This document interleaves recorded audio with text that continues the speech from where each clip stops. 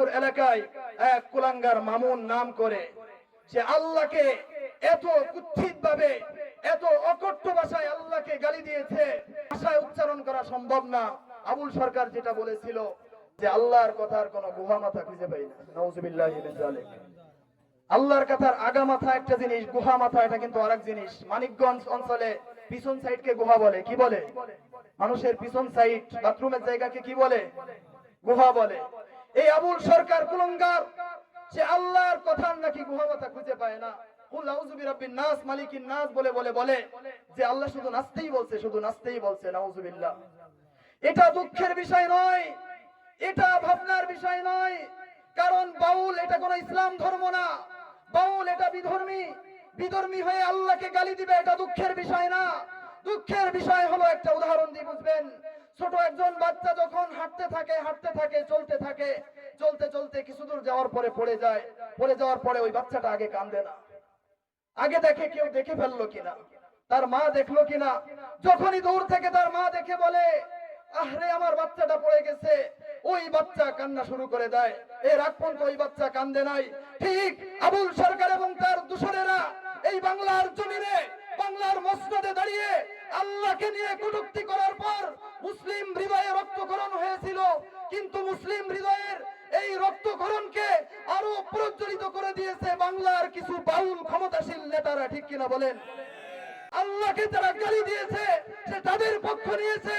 সুতরাং এই মঞ্চ থেকে আমরা বলতে চাই, বাংলার জমিনে, এই খান জাহান আলীর জমিনে একমাত্র শাসন করবে ওই ব্যক্তি যে আল্লাহ প্রেমিক, রাসূল প্রেমিক, কুরআন প্রেমিক, আল্লাহকে ভালোবাসে, রাসূলকে ভালোবাসে এবং মানুষই একমাত্র এই খান জাহান আলীর এলাকায় শাসন করবে।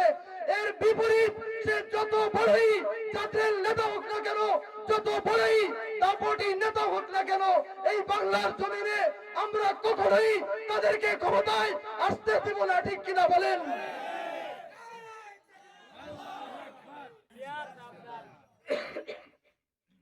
এই বাউল সরকার তারা যদিও কোরআন হাদিস রিসার্চ করে, কিন্তু কখনোই তাদের ধর্ম ইসলাম না।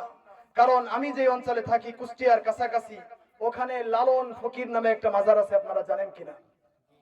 এই বাউল ধর্মের আবিষ্কার হলো লালন। এই লালন ছিল বাউল ধর্মের আবিষ্কার। তাদের স্বতন্ত্র একটা কালিমাও ছিল।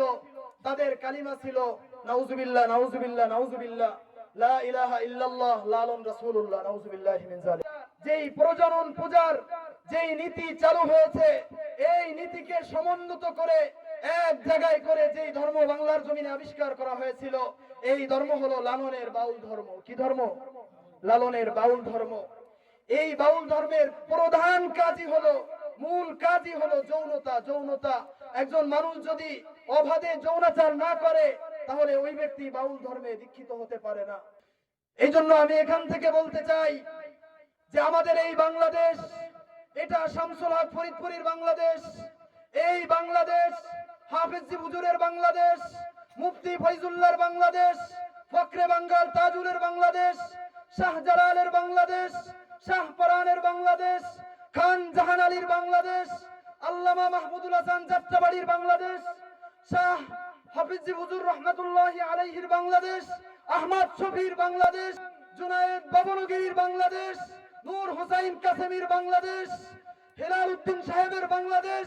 এই বাংলার জমিনে একমাত্র আমরা তাদের সাথেই সমঝোতা করতে যাব যারা এই পূর্বপুরুষদের আদর্শ অনুযায়ী বাংলাদেশকে পরিচালনা করবে, বাংলাদেশের শাসনভার গ্রহণ করবে। এর বিপরীত কাউকে আমরা বাংলার জমিনে ক্ষমতায় আসতে দেব না। ঠিক কিনা বলেন? মুসলিমরা যেইভাবে ঐক্যবদ্ধ হচ্ছে বাংলার জমিনে, ইসলাম প্রিয় মানুষ যেইভাবে ঝাঁপিয়ে পড়তেছে, যেভাবেই হোক, যেইভাবেই হোক, রক্ত দিয়ে যেই ফেসিবাদ একবার বাংলার জমিন থেকে বিদায় করেছি, দ্বিতীয়বার কখনো রক্ত থাকতে এই ফেসিবাদ বাংলার জমিনে আমরা প্রতিষ্ঠা করতে দিব না, দিব না। এই জন্য আমি আপনাদের দেশের সন্তান হওয়ার সুবাদে আমি আপনাদেরকে অন্তত এতটুকু বলে যাই যে আমরা যেভাবেই হোক, যেই করেই হোক, আমরা কখনোই এমন কোন কাজ করব না যেই কাজটা সরাসরি কুফর। যেই আবুল সরকার যেই কাজটা করছে এটার মধ্যে কোন ধরনের ব্যাখ্যা বিশ্লেষণের সুযোগ নাই, এটা সরাসরি কাফের। সরাসরি কুফর। সুতরাং যারা এদের পক্ষপাতিত্ব করবে তাদেরও ঈমান আমরা গ্যারান্টি কোনো দিতে পারতেছি না। এই জন্য আমি যেই কাজ করি না কেন এই কাজটা সর্বপ্রথম দেখতে হবে আমার শরীয়ত সম্মত আছে কিনা।